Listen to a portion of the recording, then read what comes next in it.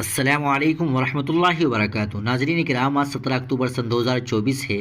شملہ سنجولی مسجد committee نے انہدامی کارروائی کے لیے وقف بورڈ کو لکھا خط، مانگی اجازت۔ میونسپل کارپوریشن کورٹ نے ہماچل پردیش کے شملہ میں سنجولی کی مسجد میں غیر قانونی تعمیرات کو منہدم کرنے کے احکامات جاری کیے ہیں، اور اب مسجد کمیٹی نے وقف بورڈ کو خط لکھ کر غیر قانونی تعمیرات کو منہدم کرنے کی اجازت مانگی ہے۔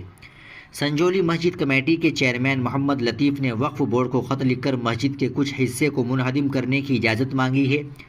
حالانکہ وقف بورڈ پہلے ہی غیر قانونی تعمیرات کو منہدم کرنے کے لیے MC کمشنر کو رضامندی دے چکا ہے۔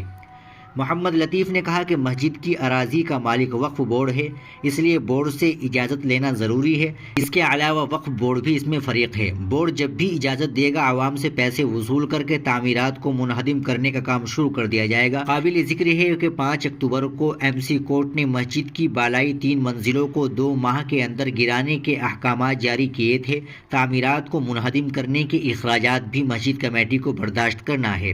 مسلم کمیونٹی میں ایک فریق جہاں تعمیرات کو منہدم کرنے کے حق میں ہے، وہیں دوسرا فریق ہائی کورٹ سے رجوع کرنے کی تیاری کر رہا ہے۔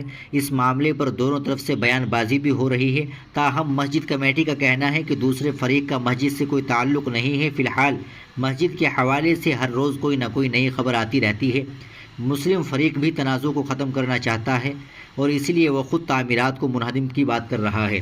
ناظرین کرام، آپ اس ویڈیو کو زیادہ سے زیادہ لائک کریں، اس چینل کو سبسکرائب کر لیں۔